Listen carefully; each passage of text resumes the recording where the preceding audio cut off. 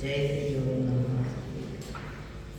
नमो अनंताणं नमो सिद्धाणं नमो आर्याणं नमो वैद्याणं नमो वेदप्रसादाय।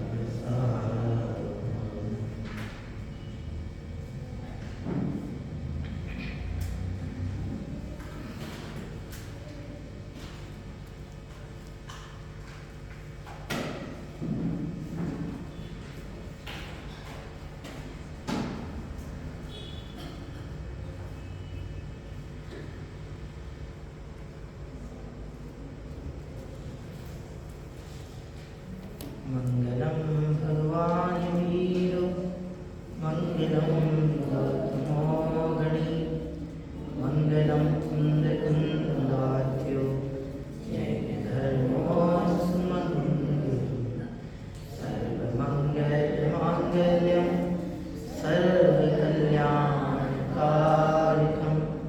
प्रधानम सर्वधर्माणां जयतु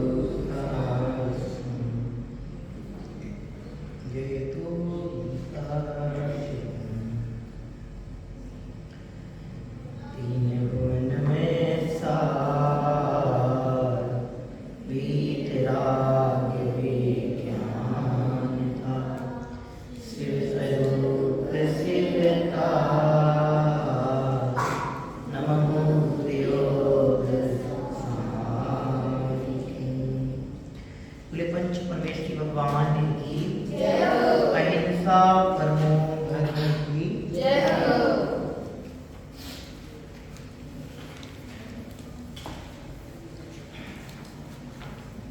पंडित प्रवर दौलत राम जी साहब द्वारा विरचित हमारी आपकी हम सबकी आत्मकथा जो प्राय एक जैसी ही है।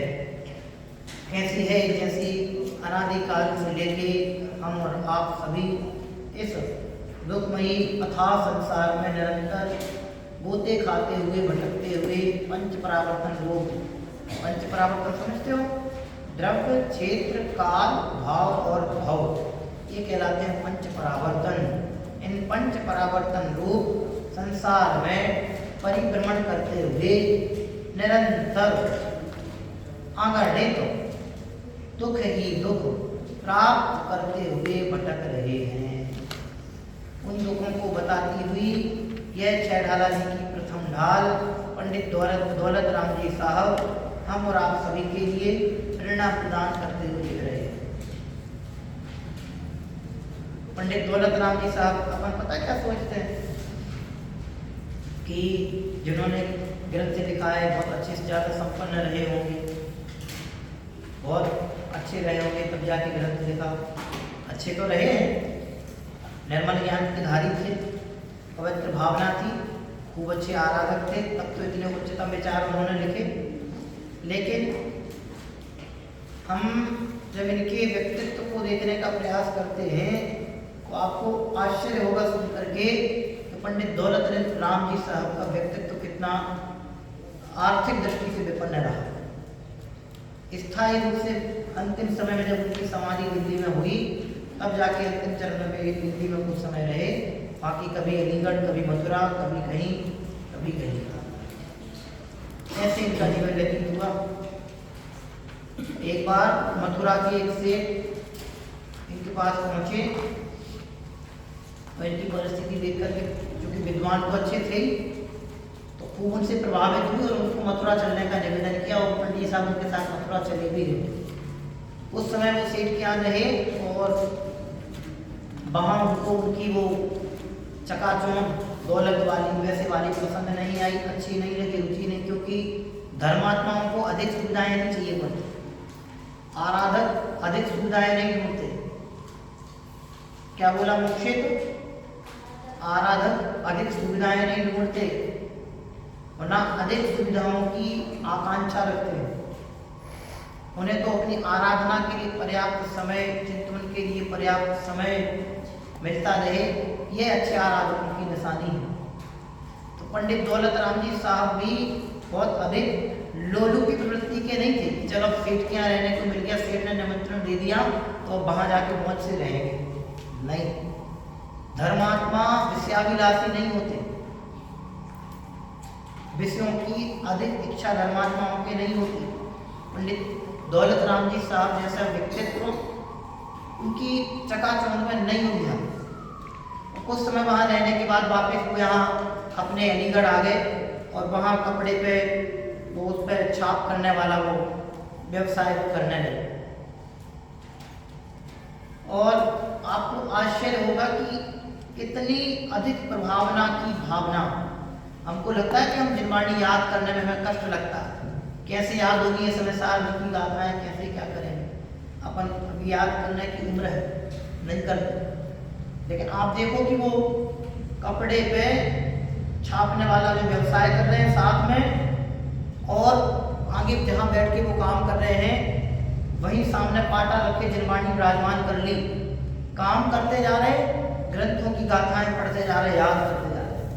एक एक दिन में 60 65 65 70 संस्कृत प्राकृत की गाथाएं याद करने वाले व्यक्तित्व थे पंडित दौलत राम जी साहब। आज हम और आपको 2 गाथाएं याद करने को मिल जाए तो पहाड़ सा टूट पड़ता है कि क्या हमें याद करने को दे दिया, हमें क्या हमारे जीवन में काम आने वाली है गाथाएं। लेकिन ध्यान रखना, दुनिया की लौकिक पढ़ाई, मैंने हमेशा कहता हूँ, हमारे पंडित साहब भी हमेशा कहते हैं, ये पढ़ाई आपको एक भाव में काम आएगी और उसकी भी कोई गारंटी नहीं है। लेकिन ये जो जिनवाणी माँ की पढ़ाई है, ये भाव भवांतरों के दुखों को मिटाने वाली है, और ये इस भाव में तो काम आएगी तो आएगी, लेकिन आने वाले जो भाव होंगे प्रायः तो भाव के अभाव का मार्ग जिनवाणी में बता रही है, किंतु हमारे जैसे परिणाम रहे उसके अनुसार हमारी जैसी गति होगी, यदि आगामी भाव भी होंगे तो वे भी सुरक्षित होंगे। ये लौकिक पढ़ाई एक भी भाव की सुरक्षा की गारंटी नहीं देती, लेकिन जिनवाणी माँ भाव की सुरक्षा की गारंटी देती है। गारंटी देती है, हम कपड़ा खरीदने जाते हैं तो बिना गारंटी के नहीं खरीदते, फिर खरीदने जाते हैं 12-15 हज़ार का तो गारंटी पहले तलाशते हैं कि कितनी गारंटी है, कितनी वारंटी है, अभी तो लेते हैं। 10-12 हज़ार रुपये हम इन्वेस्ट करने के पहले, खर्च करने के पहले 10-20 बार सोचते हैं, तो ये अमूल्य मनुष्य भाव प्राप्त करके हम ऐसे ही गवाते चले जाएं। ये तो कोई समझदारी का सौदा नहीं हुआ, ये तो कोई समझदारी की बात नहीं हुई। यहाँ मनुष्य गति के दुख पढ़ने तक पढ़ा था हमने, बाल पने में ज्ञान ना लो, अर्थात अज्ञान का ही पोषण करते हुए हम दुखी बने रहे। हमें समय मिला था आत्म कल्याण के लिए, हमने फुटबॉल खेलने में समय निकाल दिया। हमें समय मिला था अध्ययन मनन चिंतन करने के लिए, हमने खाने पीने कमाने में जिंदगी निकाल दी। हमें समय मिला था देव शास्त्र गुरु की आराधना के लिए, और हमने मकान दुकान घर स्त्री परिवार में जितना जीवन व्यतीत कर दिया, तो ये तो घाटे का सौदा हुआ ना। बचपने में ज्ञान नहीं होता, बाल्यावस्था में ज्ञान नहीं होता, तो खेलने खाने में दिन निकल जाता, वहां हमें जिनवाणी की आराधना नहीं तो आती। अभी जयचंद्र जी साहब का परिचय पढ़ा ना, आदि वालों को पढ़ाया, जिन्होंने 12 भावनाएं लिखी, द्रव्य रूप करी सर्वतिर परजय तिर है कौन, द्रव्य दृष्टि आपाल अपनी परजय नहीं करी कौन वाली 12 भावना पंडित जयचंद्र जी साहब छावड़ा। 7-8 वर्ष की उम्र में अध्यात्म की रुचि जग गई, ऐसा लिखा हुआ उनके परिचय में। और अपने 7-8 वर्ष की उम्र में ठिकाने नहीं पड़ते, हम तो बच्चे हैं, छोटे हैं, ऐसे लगता क्या नहीं लगता। मम्मी यदि आपको बोले बेटा पाठशाला चले जाओ, आप तो चलो छात्रावास में रह रहे हैं, गुरुकुल में रह रहे हैं, गुरुकुलों में पढ़ने वाले छात्र छात्राओं का जीवन तो सबसे सुरक्षित समझो, किंतु जो ऐसे आयतनों से नहीं जुड़े हैं उनके जीवन की बर्बादी तो देखो। छोटे छोटे बच्चे मोबाइल नहीं मिलते, मम्मी डांटते, मोबाइल पर गेम खेलते हैं, और उनको इतनी तृष्णा उस गेम में खेलने की होती, माँ यहाँ गेम खेलने से रोके, डांटे, समझाए, तो वो बच्चा इतना हाइपर हो जाता, जाके सुसाइड कर लेता है। हाय रे अज्ञान की प्रचंडता। अब देखो अपने को हंसी आती है कि क्या क्या, लेकिन देखो तब में सच बात है कि इस घटना पेपरों में आई है, न्यूज़पेपर, ये हास्य का विषय नहीं है, सच्चा है। तुम्हारी उम्र के कितने बच्चे सुसाइड कर रहे हैं यार, उसका एक ही कारण है कि यथार्थ ज्ञान का प्रयोग नहीं है। ज्ञान की कमी नहीं है, ज्ञान तो कुंद महाराज के पास में भी तुम्हारी उम्र में इतना ही होगा। 8 और 11 साल की उम्र में कितना अंतर होता है। 11 वर्ष की उम्र में दीक्षा ले ली थी उन्होंने, और अपने 11 वर्ष में तो ऐसे लगता कि हमने तो अभी कुछ किया ही नहीं। आपको पता होना चाहिए कि कितने बच्चों का बचपन तक पूरा नहीं होता, खेलते खेलते मर जाते हैं। कोई छत से गिर के मर जाता है, कोई ट्रेन के नीचे आके मर जाता है, कोई कहीं गिर के मर जाता है, कोई तैरने में गया तो भाई डूब के मर जाता है, कोई पानी की बाढ़ में बह जाता है, कोई छत के नीचे दब के मर जाता है, कोई तूफान में फंस के मर जाता है। अभी वो अहमदाबाद प्लेन क्रैश की घटना 240 है ना, इतने सारे लोग एक साथ मर गए। किसको पता है मृत्यु कब किसका वो लेके चली जाएगी। लेकिन जितना समय हमारे पास में है उसका सदुपयोग करने का भाव हमारे हृदय में होना चाहिए। बचपने में समय निकलता जा रहा है, खेलने की मनाही नहीं है, लेकिन विशुद्धि से खेलो, समझ के खेलो। ये समय का सदुपयोग है, ये ज्ञान का सदुपयोग है। बोलो फिर तो साहब हम खेल ही नहीं पाएंगे, तो खेलना जरूरी नहीं है। सब एक एक समय, मतलब ये समझो कि बिल्कुल अपन पढ़ा था दुर्लभ लगी जो चिंतामणि, चिंतामणि के समान दुर्लभ है। दुनिया में सारी चीजें आप समय और पैसा देके खरीद सकते हो सिवाय समय के। सारी सामग्री आप पैसे से खरीद सकते हो, समय को खरीद के दिखाए तो मैं उसको धनवान मानूं। समय एक ऐसी संपत्ति है जिसको खरीदा नहीं जा सकता। समय एक ऐसी संपत्ति है जिसको बेचा नहीं जा सकता। समय एक ऐसी संपत्ति जिसके सौदे नहीं किए जाते। किसी के बस में नहीं है समय को बचाना, सॉरी बेचना। बचाना तो अपने हाथ में है। समय को बेच नहीं सकते, समय को खरीद नहीं सकते, समय को सुरक्षित का सदुपयोग कर सकते। ये जिनवाणी में सिखा रही है। समय की बर्बादी भाव की बर्बादी है, जन्म की बर्बादी है। एक समय की बर्बादी अपने जीवन को दांव पे लगा देती। पांडवों की छोटी सी गलती थी, उन्होंने द्रौपदी को एक टाइम में जुआ में दांव पे लगाया था। एक समय की मिस्टेक, 12 साल का वनवास, अंत समय में 18 दिन का महाभयंकर युद्ध, परिजनों को खोना पड़ा था सारे, एक समय की बर्बादी।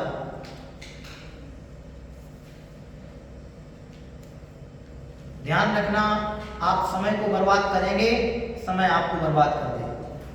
आप समय को बर्बाद करेंगे तो समय का तो कुछ बिगड़ने वाला नहीं है, लेकिन जिस समय आप बर्बाद हो जाएंगे उस समय आपको समय की कीमत पता चलेगी कि समय होता क्या है। ये बालपने में ज्ञान का प्रॉपर यूज हम नहीं करते हैं। ज्ञान तो पूरा है, ज्ञान में कतई कोई कमी नहीं है।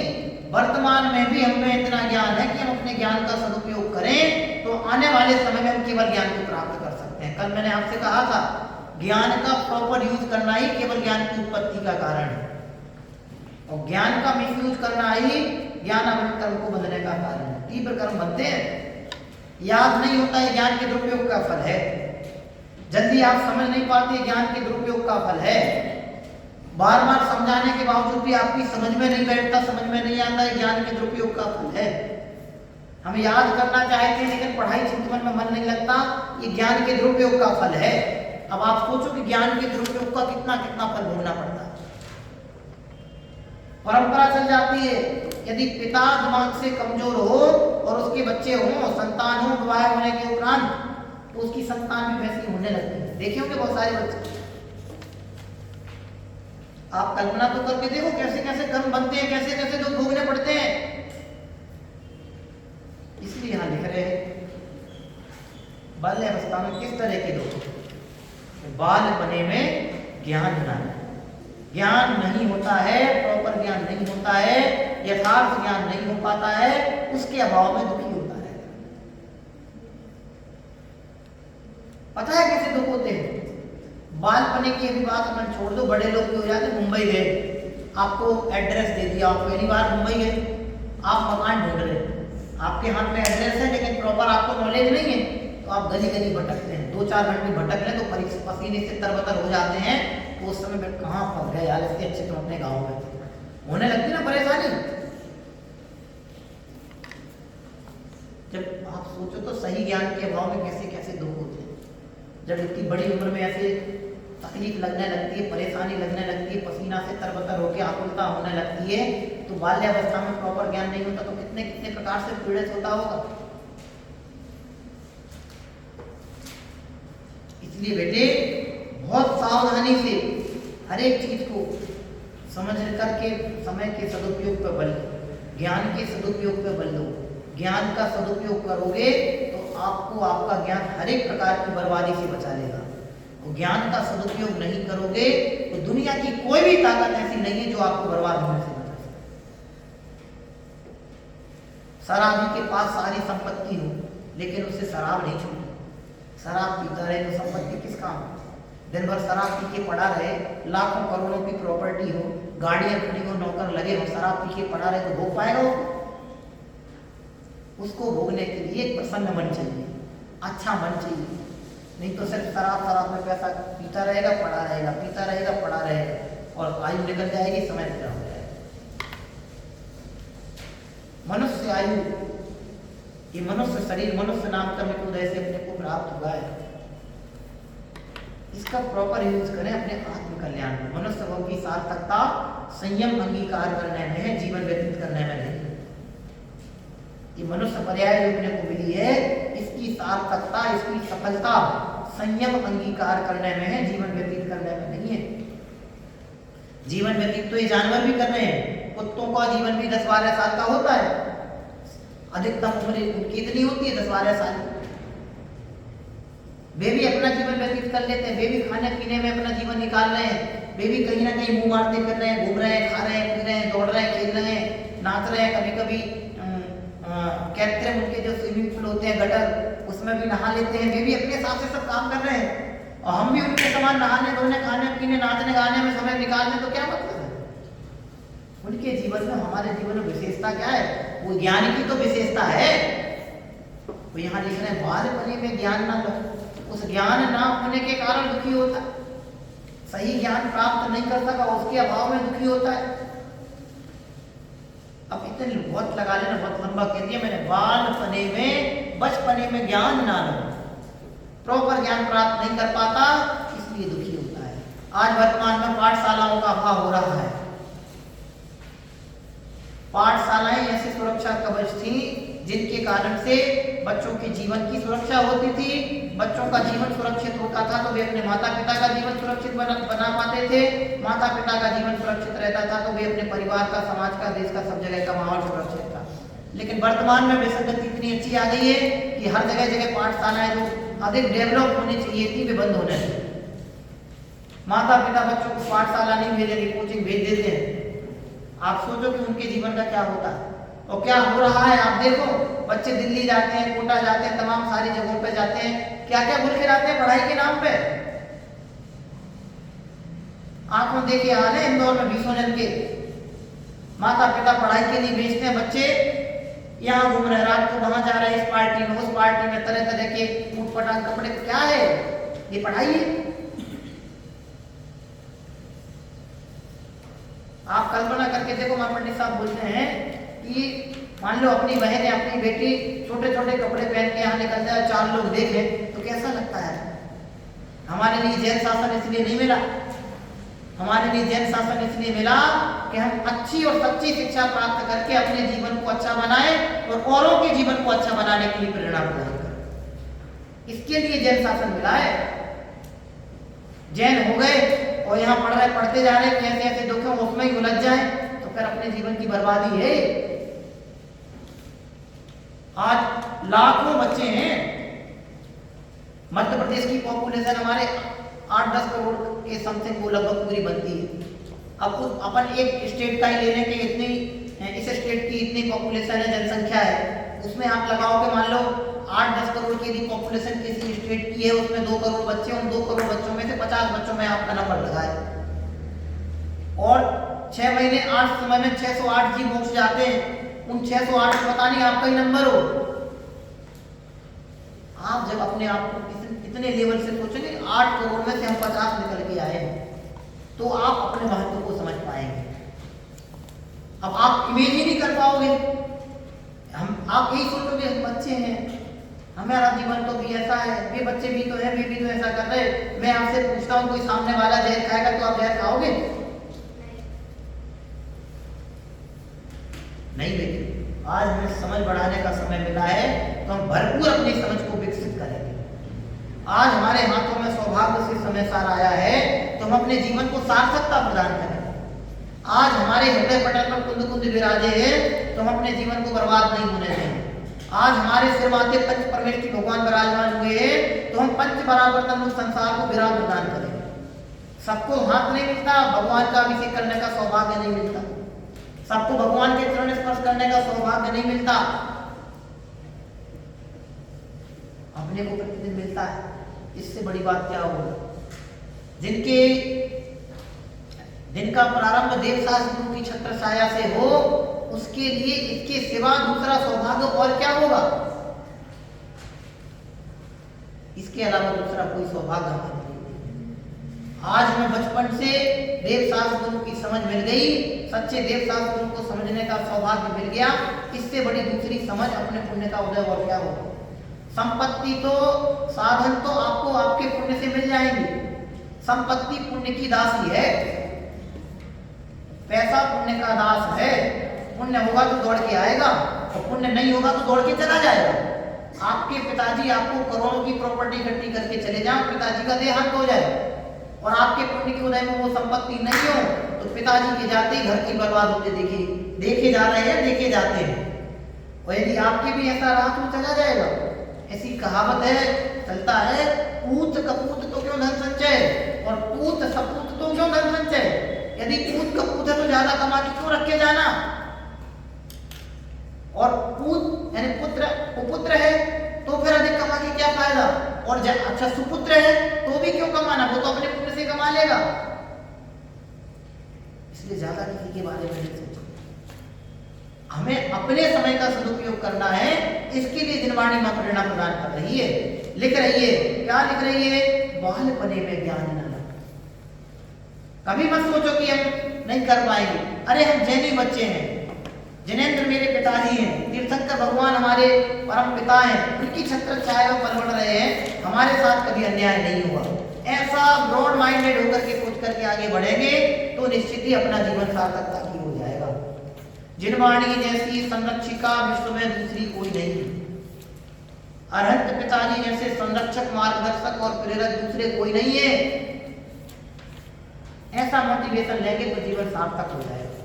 और ऐसा मोटिवेशन नहीं लेंगे, इधर भागेंगे उधर भागेंगे, धर्म के नाम पे कितने लुटेरे आपको लूटने मिल जाएंगे। कोई कहेंगे यहाँ धारा करो, कोई कहोगे इसकी शांति धारा करो, कोई कहेगा उसकी शांति धारा करो, कोई कहेगा ये बोली ले लो, कोई कहेगा फलाए चढ़ा दो, सब लूट ले जाएंगे आपको आपकी। इसलिए बेटे इतना निर्मल धर्म अपने को जैन धर्म मिला है, धर्म के नाम पे कभी ठगना नहीं। ये अज्ञान का पोषण कदम कदम पे है, एक कदम भी बिना अज्ञान के पोषण के नहीं चलते हैं। अभी मैं बोल रहा हूँ सारी लंबी प्रक्रिया पे नहीं जा रहा हूँ, अभी तो मैंने बहुत मोटी मोटी बातें आपको बताई हैं कि ऐसा ऐसा अपने साथ होता देखा जाता है। ठीक है, आगे बाल्यावस्था में खेलने खाने नाचने गाने में मोबाइल टीवी इनमें ही समय निकल जाता। अब वर्तमान में तो कितने साधन आ गए, इंटरनेट, अभी कितनी बीमारी हो जाती बच्चों को। अभी कल ही पढ़ रहा था मैं कि मैं नाम भूल गया उस बीमारी का, थोड़ा लंबा नाम था। आजकल साइंस वाले नाम आते हैं ना, विज्ञान वाले वैसे नाम। वो बीमारी ऐसी हो जाती है कि बच्चे मोबाइल ऐसे चलाते हैं, ऐसे कि ऐसे ले गए हाथ। अब क्या करेगा बेचारा, बताओ जी। ये ऐसे अंगूठे ऐसे ले गए, आंखों पे ऐसे देख रहा तो हाथ ऐसे ही ले गए, गर्दन से ऐसे देख रहा तो ऐसी गर्दन हो गई। अब दिन तो पढ़ाई लिखाई के थे, खाने पीने के थे, अच्छे से पढ़ने बढ़ने के थे, मस्ती से रहने के थे। अब वो ना ढंग से खेल पा रहा है, ना बोल पा रहा है, ना चल पा रहा है, ना फिर पा रहा है, हाथ कैसे रुक नहीं रहा है उसको। डॉक्टर परेशान है कि इसको कौन सी बीमारी हो गई, कोई ट्रीटमेंट नहीं है उसका। ऐसी घटनाएं बढ़ने लगी हैं। ये है बाल्यावस्था की प्रैक्टिकल बात है। आप इंटरनेट पर सर्च करेंगे तो 20 उदाहरण मिलेंगे आपको। अपने को मजाक लगता है कि नहीं तो सब कहने की बात है। अरे भैया कहने की नहीं, ये प्रैक्टिकली बात है। कितने सारे लोग परेशान हो रहे हैं सब चीजों से। अरे आपके ही माता पिता यहाँ आते हैं तो 90% पेरेंट्स से बोलते हैं कि नहीं हमारे पास सब कुछ है, लेकिन बच्चों को संस्कार देने के साधन नहीं है। हम अच्छी शिक्षा के लिए नहीं, सच्चे संस्कारों के लिए आपके यहाँ छोड़ के जा रहे हैं। और इन विद्यालयों का उद्देश्य ही संस्कार है। लौकिक शिक्षा आप दुनिया के किसी भी कोने से प्राप्त कर सकते हैं, लौकिक शिक्षा आपके भाव को सुरक्षित नहीं करती। मैं हमेशा कहता हूँ एमपीएससी यूपीएससी ये सिविल सर्विस की तैयारी लाखों विद्यार्थी करते हैं। उन लाखों विद्यार्थियों में से सैकड़ों विद्यार्थियों का चयन होता है। कई हजारों की संख्या में बच्चे परेशान हो जाते हैं, डिप्रेशन में आ जाते हैं। आज कितने इंजीनियर बेरोजगार घूम रहे हैं, कंपनियों ने निकाल दिया। कितने इंजीनियर करने के बाद टीचिंग कर रहे हैं। इसका मतलब मैं पढ़ाई का निषेध कर रहा हूं, ऐसा नहीं है, लेकिन पढ़ाई के साथ साथ संस्कारों की भी प्राथमिकता अपनी होनी चाहिए। संस्कार अपने को प्रथम दर्जे पर, हम संस्कारों को प्रथम दर्जा देंगे तो हम हमेशा प्रथम दर्जे पर रहेंगे, फर्स्ट पोजीशन अपनी रहेगी। प्रथम दर्जा माने फर्स्ट पोजीशन। इसलिए प्रायोरिटी अपनी संस्कारों की। एजुकेशन तो आप ले रहे हैं, उत्तम एजुकेशन ले रहे हैं, उत्कृष्ट ले रहे हैं और आगे भी लेते रहेंगे। इसके पुण्य के प्रसाद से आप धर्म के अध्ययन में तो आगे बढ़ेंगे ही बढ़ेंगे, लौकिक अध्ययन में भी आप खूब आगे बढ़ेंगे। खूब आपका नाम होगा, खूब आपको प्रसिद्धि मिलेगी। धर्मात्माओं की प्रसिद्धि होती है, पापियों में कितने प्रसिद्ध है? दो चार एक कंस, कौरव और रावण, लेकिन धर्मात्मा 24 तो तीर्थंकर है क्या नहीं है? अनंत तीर्थंकर बोलते कि नहीं बोलते? और अधर्मात्मा कितने प्रसिद्ध हैं? अपन ज्यादा से ज्यादा 3 ये नाम ले लेते हैं। रावण बहुत बड़ा पापी था, कंस बहुत बड़ा पापी था, अधर्मी था, लेते कि नहीं लेते? कौरव बहुत बड़े अन्यायी थे। गिने चुने नाम तो गिनाते पापियों के। पापियों को कोई याद नहीं रखता, परमात्माओं को, धर्मात्माओं को सारी दुनिया सदा काल याद रखती है। पुराण ग्रंथों में आपको 50 पुराण पुरुषों के नाम मिलेंगे, धर्म पुरुषों के नाम मिलेंगे, पापियों के गिने चुने नाम मिलेंगे। एक भील तक जो जयवंत की शरण लेता है, जिन धर्म की शरण लेता है, वो भील भी जिनवाणी में जयवंत हो जाता है। और हम जैन होकर के भी अपना नाम नहीं बचा पाए तो इससे बड़ी दुर्दशा हमारी दूसरी क्या हो? समझ में आया ना? भील एक नियम दिया था कि हम कौवे का मांस नहीं खाएंगे। एक नियम, एक तिथि के दिन, अष्टमी चतुर्दशी जो भी था, कि इस दिन हम कौवे का मांस नहीं खाएंगे, मुनिराज से नियम दिया और वो भील भी प्रसिद्ध हो गया। अब आप कल्पना करके देखो कि अपना जैन शासन कितना उत्कृष्ट और उत्तम और सर्वोत्तम है। नीचे से उठा दे, कब ऊपर पहुंचा दे, पता नहीं लगता। ये सारे परिणामों का खेल है। इसलिए समय का सदुपयोग अपने होना चाहिए। लिख रहे बाल बने में ज्ञान न रहो। ज्ञान के बिना बचपन ऐसे व्यतीत होता जाता और दुखी होता है। समझ में आया बेटे? ये परिस्थितियां हैं कदम कदम की। आगे देखो, तरुण समय तरुणी रत रहो। तरुण मतलब युवावस्था, जवानी में क्या करते हैं? तरुणी रत रहो। तरुणी मतलब पत्नी, सहधर्मिणी। सारा समय उसमें व्यतीत होता जाता है। समय को बर्बाद करने के बहुत साधन हैं और समय को सुरक्षित बनाने के बहुत कम साधन हैं।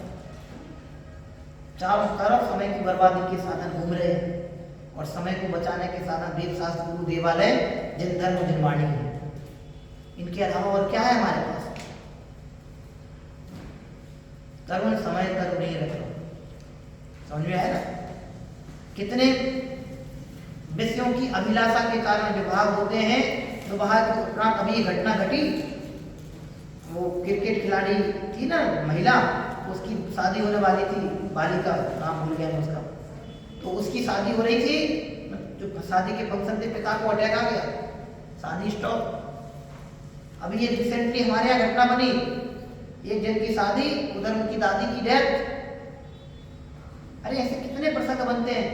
अरे ये तो दूसरों की ऐसे भी प्रसंग बने हैं कि यहाँ विवाह की तैयारियां चल रही हैं, यहाँ जिससे विवाह होने वाला उसकी मृत्यु, और कल्पनाएं कितने।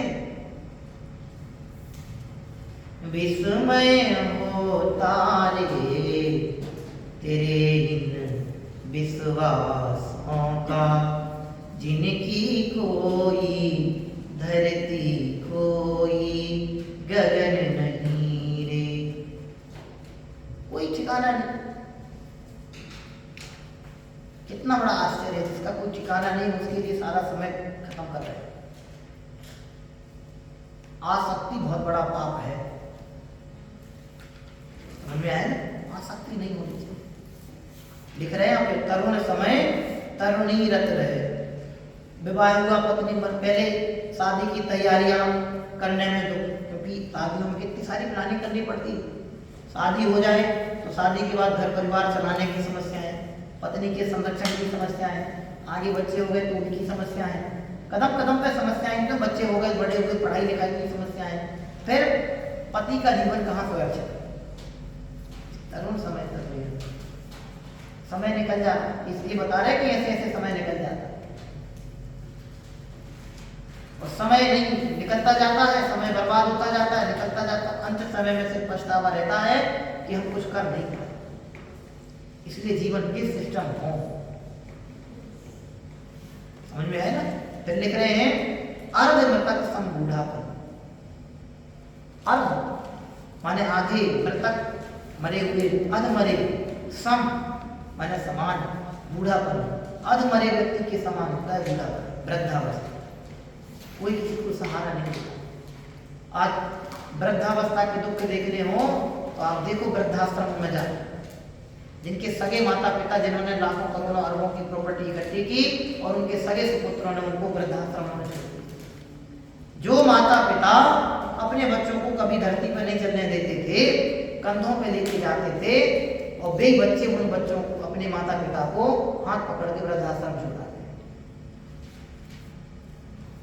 आप कल्पना करके देखो कि जिसने 9 महीने पेट में रखा, गर्भ में रखा, जन्म दिया, लालन पालन पोषण सब कुछ किया, उस माँ के लिए वो बेटा अपने निजी स्वार्थ के कारण वहां छोड़ा, उस माँ के कलेजे पे क्या बीतती होगी, वो क्या सोचती होगी माँ। कल्पना करके देखो, सारा जीवन निरंतर संकलित परिणाम हुई, मैंने जन्म दिया, मेरा बेटा मेरा बेटा मेरा बेटा। ध्यान रखना, जो अपने साथ नहीं वो अपना नहीं। धर्म अपने साथ है इसलिए धर्म ही अपना है। जो अपने साथ नहीं वो अपना नहीं, धर्म अपने साथ है इसलिए धर्म ही अपना है। इसके अलावा हमारा कोई नहीं है। इतनी ताकत अंदर में आ जानी चाहिए। अधमरे व्यक्ति के समान है वृद्धावस्था। ढंग से खा नहीं पाए, खा पाए तो पचा नहीं पाए, चल नहीं पाए, बैठ नहीं पाए, उठ नहीं पाए, भूल नहीं पाए, कितनी कितनी वेदना। मिलना चाहे तो मिल नहीं पाए, आंखें कमजोर, दांत कमजोर, नाक कमजोर, ना ढंग से सूंघ पा रहे, ना ढंग से चख पा रहे, इतनी आसक्ति बहुत और शक्ति संगठन कम। आप कल्पना करके देखो कितनी अथाह वेदना भोगनी पड़ती है। लोग कहते हैं, कानूनी बात है कि प्रभु वृद्धावस्था नहीं है, मैं वृद्ध नहीं हूं, उसके पहले चला जाऊं, ऐसे लोग बोलते हैं। लेकिन आयु कर्म के आगे किसी की नहीं चलती। अवस्था में से लाठी लेके चलना चाहे, शिखर जी की वंदना करना चाहे और नहीं कर पाए तो अंदर में कितनी पीड़ा होगी। आप कल्पना करके देखो, आपको भूख लगी और खाने नहीं देते, आप कल्पना करके देखो कैसा लगेगा आपको। ऐसी अवस्था होती है। सैकड़ों बीमारियों का घर है वृद्धावस्था। वैसे तो मनुष्य के शरीर में कितने हजार, कितने वो है ना, कितने लाख, कितने हजार, 36,000 कुछ कितने वो रोग नियम से पाए जाते हैं। लेकिन वृद्धावस्था में भी कैसे कैसे दुख। आप कल्पना करके देखो, सगा बेटा जिसको 9 महीने पाला पोसा, वो बेटा दुत्कार रहा है, घर से निकाल रहा है। वीडियो देखे, एक वीडियो ऐसी आई थी, पति पत्नी दोनों मिलकर के, सगा बेटा अपनी माँ को लाकर घुटनों से पीट रहा है, चप्पलों से मार रहा है और रो रही हो, इतना पीटा कि मार मार के मार दिया। आप कल्पना करके देखो, भाइयों ने मिलकर पिता को मार दिया जरा सी जमीन के टुकड़े के लिए। ये संसार की विचित्रताएं, मनुष्य गति की विचित्रताएं हैं। ये आई हैं घटनाएं, न्यूज़पेपर में सुनी सुनाई घटनाएं नहीं, पढ़ी पढ़ाई करता है। कल्पना करके देखो, कदम कदम पे दुखों की चादर बिछी पड़ी है और हम लोग वापस उसमें लगने के लिए रंजायमान। हमारा सारा का सारा पूरा संसार बढ़ाने, आए थे संसार मिटाने के लिए, वो लगे हुए हैं संसार बढ़ाने। अभी उल्टी गाड़ी कब तक चलाएंगे? आप कल्पना करके देखो, आए संसार मिटाने के लिए और लगे हुए हैं संसार बढ़ाने। ये तो उल्टी पढ़ाई होगी ना। माता पिता क्या सोचते हैं कि बच्चे को पढ़ाएंगे लिखाएंगे बड़ा हो जाएगा और हमारा ध्यान रखेगा, और बच्चा पढ़ता जाता है, उसका टारगेट अलग होता है, पढ़ेंगे लिखेंगे अच्छी जॉब करेंगे फॉरेन में सेट हो जाएंगे और जीवन अच्छे से निकालेंगे। माता पिता के सपने छोटे रह जाते हैं, बेटा अपनी उड़ा उड़ा के निकल जाता है। आप कल्पना करके देखो, अभी एक दिल्ली की घटना है, कितने करोड़ की संपत्ति छोड़ के वो बैराग धारण कर रहा है। मैं तो उसकी एक विशेषता नहीं बता रहा हूँ कि वो ऐसा कर रहा है, मैं तो ये बता रहा हूँ कि देखो इतने सब संपन्नताएं होने के बावजूद भी बैराग कब आ जाता है, कब हृदय को परिवर्तित करके रख देता है, पता नहीं चलता। संपत्ति में सुख नहीं है भैया, साधनों में भी सुख नहीं है। साधनों में सुख होता तो हमारे संत जन साधना का मार्ग नहीं अपना,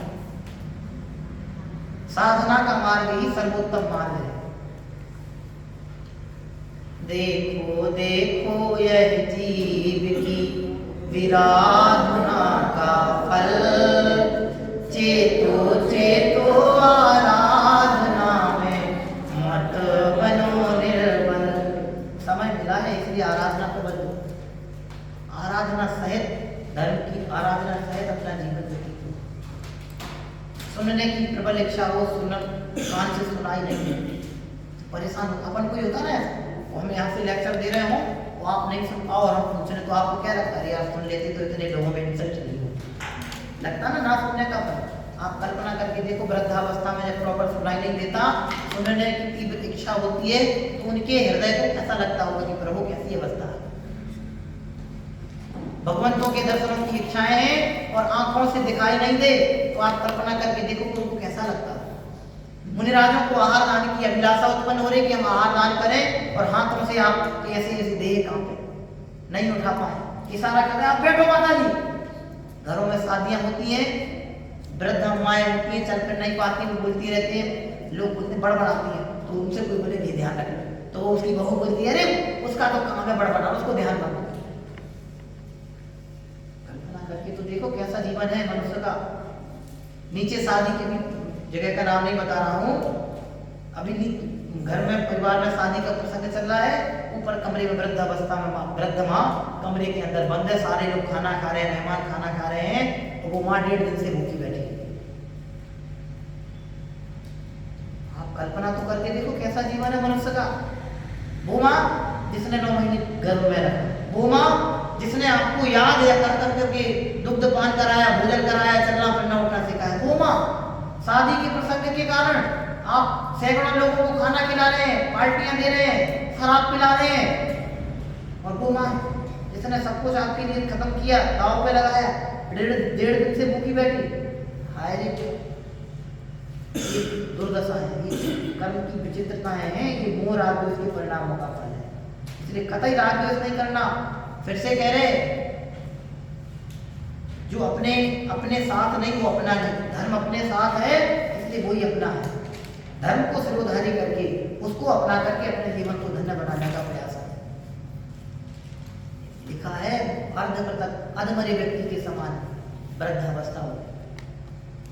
अस्पतालों में जाके देखो, बुजुर्ग व्यक्तियों को पड़े हैं, कितनी पीड़ाओं में ग्रसित पड़े हुए, लोग पानी देने के लिए तैयार नहीं है, निरंतर संकलित अति संकलित भावते मर्यो घोर स्वप्न सागर में। तो के लिए उस गति की बात नहीं थी, दिनच गति के लिए यहाँ पे भी ऐसी दशाएं। जब खुद का सगा बेटा पानी देने के लिए तैयार नहीं होता है, तो उस समय उनके परिणामों से पूछो माता पिता के कि कैसे संकलित परिणाम हो जाते हैं। घर से निकाल देते, अरे जो समाधि की अभिलाषा लिए बैठे हैं उनको धक्के मार के घरों से निकाल देते हैं संपत्ति के कारण। ये है मनुष्य का जीवन नहीं है। कदम कदम पे, मैंने अभी कहा ना आपसे, कदम कदम पे दुखों की चादर बिछी पड़ी है, और फिर भी आसक्ति उसी ओर, मेरा बेटा, मेरी पत्नी, मेरे पुत्र। नहीं, आज अपने कोई समझ, अपन तो ऐसा नियम ले लें कि हम ये 4 गति के दुख ऐसे ऐसे पढ़ लिए, इतनी इतनी विचित्रताएं संसार की सुन ली हैं, और इतने सर्वोत्तम संस्कार देव शास्त्र की छाया तले हम इस इतने सुगम श्रेष्ठ माहौल में प्राप्त कर रहे हैं, तो इतनी समझ अपने अंदर तो विकसित हो ही जानी चाहिए कि हम कभी अपने माता पिता को दुत्कारेंगे नहीं। अरे हम जिनवाणी पढ़ने वाले लोग हैं, भगवंतों की वाणी सुनने वाले लोग कानों पढ़ना दुर्लभ होती है जनवाणी। अपन 8-8 घंटे 5-5 घंटे सवा 2-2 घंटे डेली जनवाणी सुन रहे हैं, तो अपने हृदय की मलिनता इतनी तो खत्म हो ही जानी चाहिए कि जिन्होंने हमें जन्म दे करके उपकृत किया है, ऐसे हमारे माता पिता के प्रति हमारे हृदय से धन्यता रहे। समझ में आया ना? कर्म किसी को नहीं छोड़ते, कर्म बहुत बड़े न्यायाधीश हैं। कर्मों से बढ़कर के न्याय दूसरा करने वाला धरती पर कोई नहीं है। ये जो जज होते हैं ना, जज ये न्याय ठुकरा सकते हैं, यहाँ न्याय गलत हो सकता है, मानव निर्मित न्यायपालिका में अन्याय हो सकता है, लेकिन कर्मों द्वारा निर्मित न्यायपालिका न्याय नहीं करती और किसी के साथ नहीं करती। वहां मुद्दे की पंचायतें नहीं होती, वहां तो हम जैसा करते हैं उसका एथिक परिणाम प्राप्त होता है। समझ में आया ना बेटे? इसलिए जनवाणी ऐसी नहीं लिखी गई है। ज्ञानियों के वचन निरर्थक नहीं होते। एक एक अवस्थाओं के दुख गिना रहे, बालपने में ज्ञान नहीं रहो, तरुण समय तरुणीरत रहो। पहले विवाह होते थे तो तीर्थ यात्राओं के लिए पति पत्नी जाते थे, और अब परिस्थितियां बदल गई हैं। कितने पाप के लिए जीवन खत्म करते जाते हैं। कोई भी ऐसे कार्य नहीं करना जिनसे पाप का पोषण हो। समझ में आया ना? ये धर्म पापों के अभाव के लिए प्राप्त हुआ था, और धर्म मार्ग प्राप्त करके भी हम पापों में लगे तो इससे बड़ी निरी और धीरता और मूर्खता दूसरी कोई नहीं है। समझ में आया ना? लिख रहे हैं अर्ध मृतक सम बूढ़ापन कैसे रूप लखे आप। जो चमचमाती हुई देह थी वो वृद्धावस्था में खुद को देखता है तो देख करके रुआ सा हो जाता है, कैसी देह हो, सल पड़ जाती है, चमड़ी लटक जाती है। झूल आपने जानवरों को देखा, गायों को, गाय की गले की चमड़ी ऐसी झूलती है, ऐसी अधिक वृद्धावस्था हो तो चमड़ी लटक जाती है, झूलने लगती है। खुद से खुद का शरीर नहीं चला जाए तो कमजोरी आ जाती है। उठाने के लिए 2 लोग चाहिए, चलाने के लिए लोग चाहिए। आप सोचो तो वृद्ध अवस्था हो, चल फिर नहीं पाओ, ऊपर से पैरालिसिस हो जाए। अब सोचो कैसे। हमने देखे हैं भैया, दुख देखे हैं, मतलब लोगों को ऐसा ऐसा करते हुए देखा है। खुद का पिता 2 रोटी के लिए तरसे और उसका पुत्र उसको दुत्कारे। जैन समाज में दुत्कारे कि भैया क्या कहें, ऐसी दशाएं होती है। इसलिए ऐसे कार्य नहीं करना, ऐसे कोई कर्म मत करना जिसके कारण से ऐसी दुर्दशाएं देखो। वृद्धावस्था की दुख, मंदिर जाने की इच्छा है तो मंदिर ले जाने वाला नहीं होता। जनवाणी सुनने की इच्छा हो, बेटे को टाइम नहीं है, बेटे को ऑफिस जाना है, नहीं पापा आप चलो घर पर सुनना, नहीं सुनते, सुनने नहीं देते। ये आंखों की घटना है, प्रत्यक्ष ऐसे कई उदाहरण देखने में आए, तब जाके आपको बताए। समझ में है ना बेटे? नहीं, प्रभु ऐसी अवस्था अपनी नहीं हो। मनुष्य होकर के किसी को कदम कदम पर बचपन से लेके 55 तक केवल दुख ही दुख है। एक भी अवस्था ऐसी हो जहां दुख नहीं हो, मुझे बताओ। अपने को लगता बचपने में सुख है। आपसे ही हमने कहा था लिखना, आप दुख एक दिन से ही लिखना, उतने में पता चल जाएगा। अपने पुरुषार्थ को धर्म में बनाने का प्रयास करें। हम सबकी भावना ऐसी है। अभी इसमें पढ़ा था ना, अनित्य भावना में आठी वालों को पढ़ाई, द्रव्य रूप करी सर्व थे परजय थे है कौन, द्रव्य दृष्टि आपात परजय नहीं। अपने आप को द्रव्य दृष्टि से देखे, मैं किसी का नहीं हूँ, कोई मेरा नहीं है। ये सारे संबंध इस देह के हैं। देह के छूटते ही संसार के सारे संबंध छूट जाएंगे। कौन माता, कौन पिता, कौन पत्नी, कौन पुत्र, समझ में आए ना? इसलिए इसको अपना बनाना, इससे अपनापन टूटेगा तो सारा खेल बिल्कुल परिवर्तित। इससे अपनापन टूटा और अपने में अपनापन बैठा हुआ, फिर आपको दुनिया की कोई ताकत किसी भी परिस्थिति में दुखी नहीं कर पाएगा। और यहाँ अपनापन जुड़ा और यहाँ अपनापन छूटा, फिर दुनिया की कोई ताकत आपको दुखों से, अनंत दुखों से बचा नहीं पाएगी। समझ में आया ना? इसलिए लिखा है, हम पढ़ते जा रहे हैं। क्या लिखा? बालपने में ज्ञान लहो तरुण